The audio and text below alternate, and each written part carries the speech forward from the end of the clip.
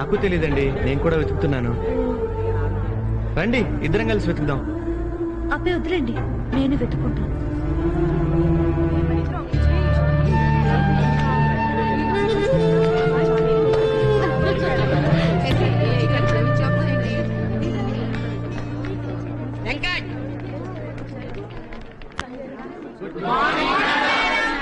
Morning. చూడండి, నేను మీకు accounts, sports, physical training and commerce చెప్పే లెక్చరర్ని.